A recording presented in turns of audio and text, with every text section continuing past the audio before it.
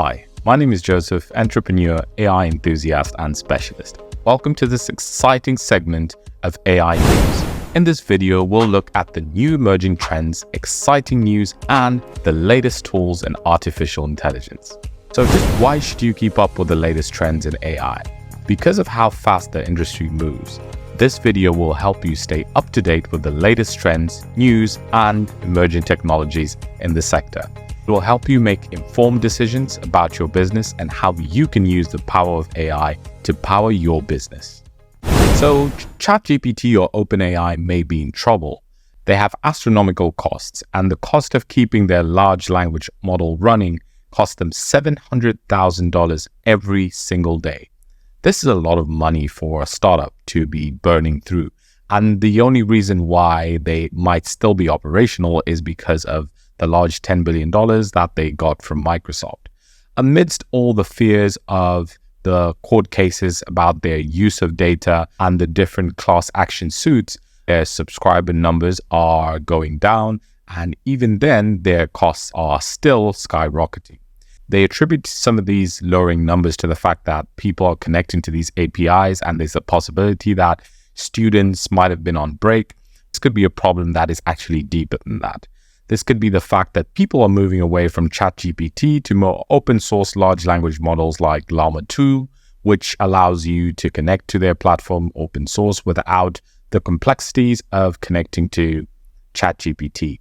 While ChatGPT has started generating revenue from their subscriptions and charging clients for the use of their tokens, this doesn't mean they're able to offset the huge chunk or the huge expenses they incur every single day to keep this model alive. And because it's such an early stage startup, it's impossible for them to IPO at this stage because of the volatility in the market and the uncertainty about what direction their product is going. Having said that, they have filed for a patent for their latest GPT-5 model, which they have said they are still very far from developing because there are a lot of considerations in terms of ethics that they need to factor in before they start building this GPT-5 model. But ChatGPT still remains extremely popular, but this is something to watch as some people are not so bullish on ChatGPT and expect them to run out of funds by the end of 2024. Now, last week, there were two extremely big AI conferences. The first one was the SIGGRAPH conference in LA and also the AI4 conference. So at this conference, there were some big announcements. And one of those was by biggest AI chip maker, Nvidia. Nvidia controls about 80% of the AI chip market, and they would like to maintain this dominance over the market.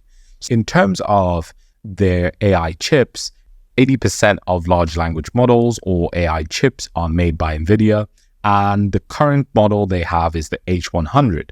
They are looking to introduce the GH200. This is a very big development for them because they say this will help significantly reduce the cost of running large language models. Now, large language models have two components to this. They have the training component and the inference component.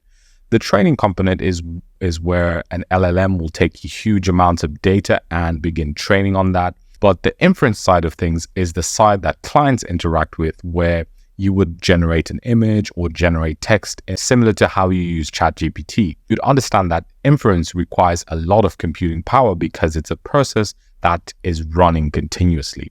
As we mentioned earlier, it costs ChatGPT $700,000 a day to maintain their model. So NVIDIA's new GH200 is set to reduce the price of AI chips. At the conference, NVIDIA's CEO Jensen Huang announced that the GH200 will be available from distributors in the next year's second quarter. Samples would be ready by the end of the current year.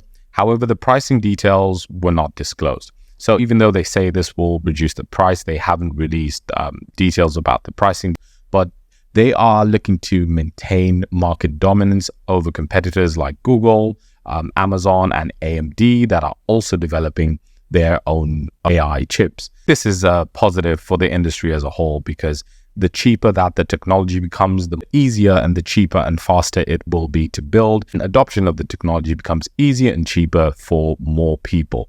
This allows an environment where startups can then train their own models at a reduced cost, which then improves the ecosystem as a whole. ChatGPT has also made a big announcement in terms of their web crawler GPT bot. So currently, as things stand, when you use ChatGPT, it has a knowledge base with a cutoff date up to 2001. But the new GPT crawler bot is able to go and crawl websites very similarly to how Google will crawl and index websites, meaning the data that you are accessing on ChatGPT is both current and live off different websites. There is a way for website owners to turn off ChatGPT's ability to crawl websites. This is amidst fears of them using data without permission. For example, ChatGPT was banned in Italy over privacy concerns, with concerns that it violates several EU laws. So this is exciting news from OpenAI, as their concerns about their dwindling user numbers. So this is very good news for them to be able to have live data, which is more current than the current 2001 cutoff date. And also a big announcement from Google. Google announces Project IDX. So Project IDX is a development platform. It allows developers to develop programs in multi-programming languages like Python, other different languages. The whole aim of this is to allow developers to develop anywhere. This is a cloud-based development platform, and it is powered by artificial intelligence. So it makes it easier and faster to code programs. It also allows developers to envision their end product by allowing them to visualize what they're developing in many different formats. In iOS, in Windows, allows them to see what they're developing in real time. This is exciting. So Project IDX will support many popular frameworks like Angular, React.js, React, and Flutter. So this is very versatile for developers. Developers can preview their multi-platform apps as end users would experience them. So as you develop, you're able to preview what's going on the other side, which is extremely important in the development process, to be able to visualize the end product and how users will then end up interacting with this.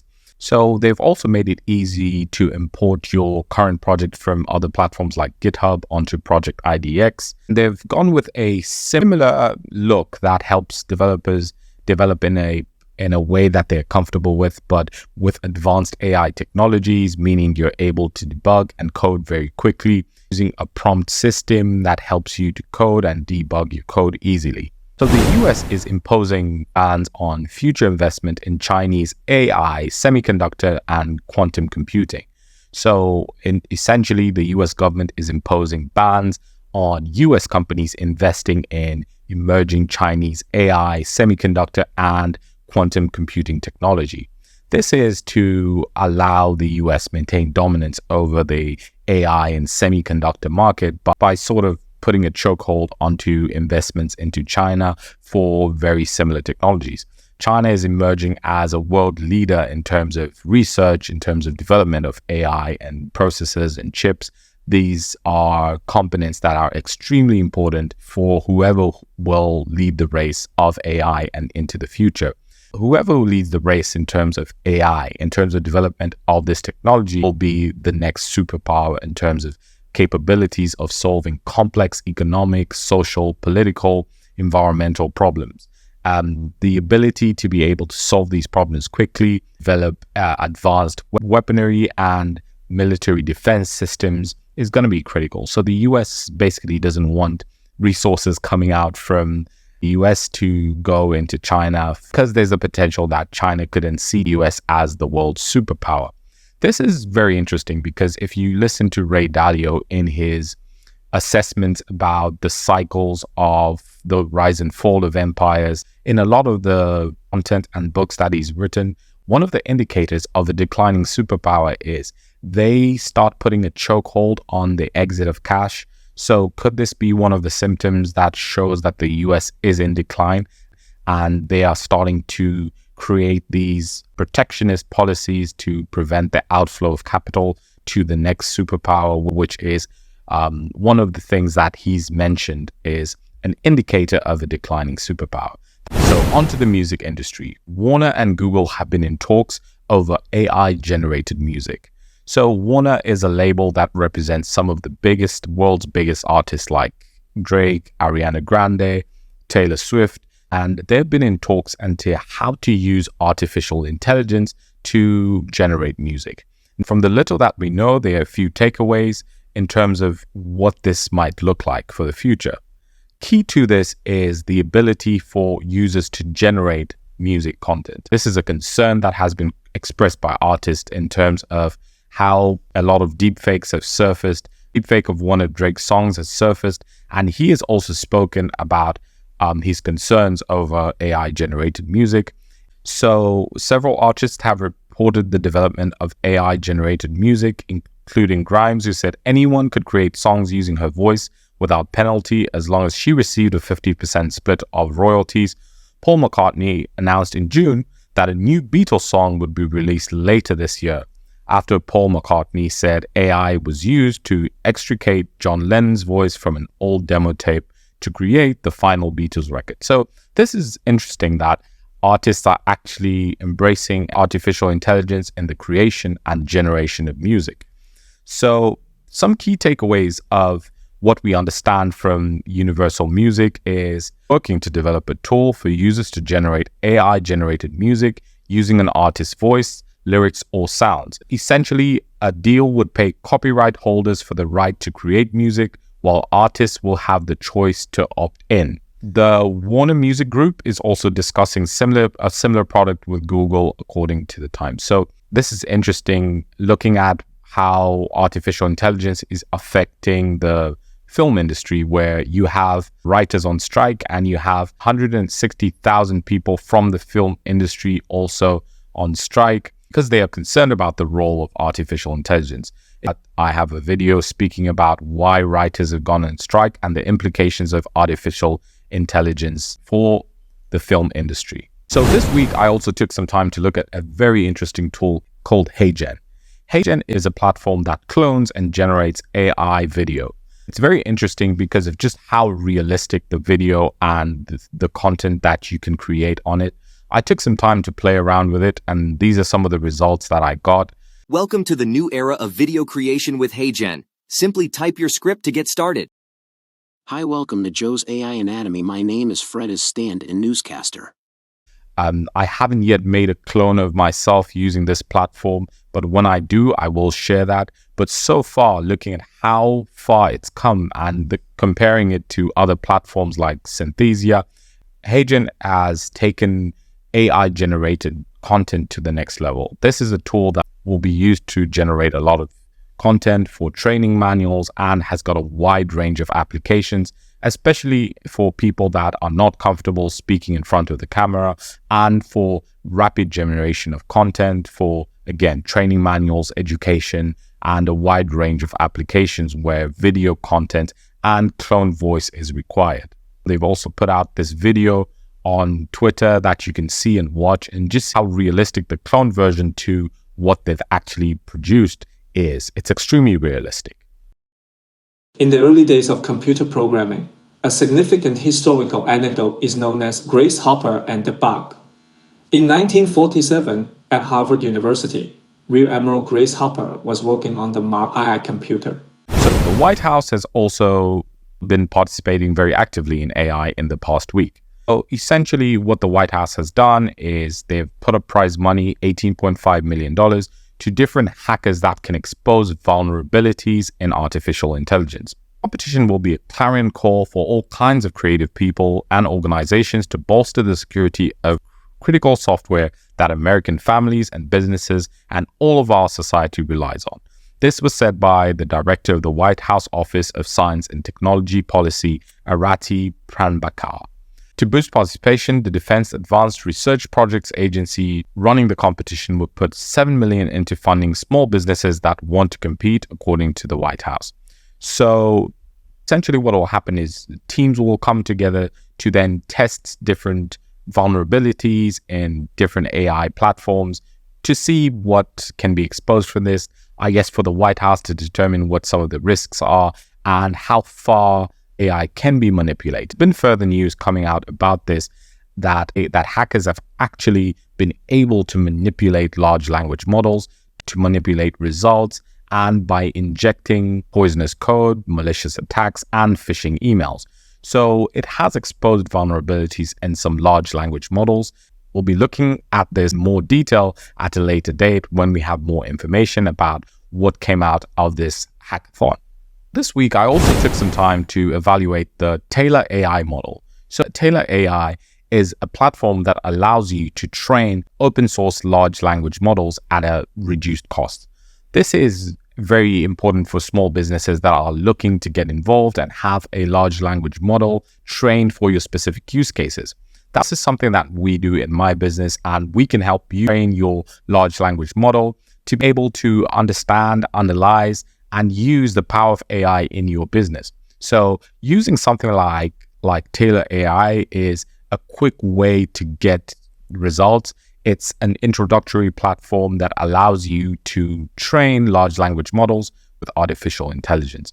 I took some time to play around with this demo, and from what I could see from the sample that they have on the website, it actually performs really well. It performs really fast. What a lot of people would like to understand is what the actual cost implications are of using this model. From the information that I have, I used 1 out of 3 of the demos that I can use, but I'll be giving you some more information about the costs of Taylor AI.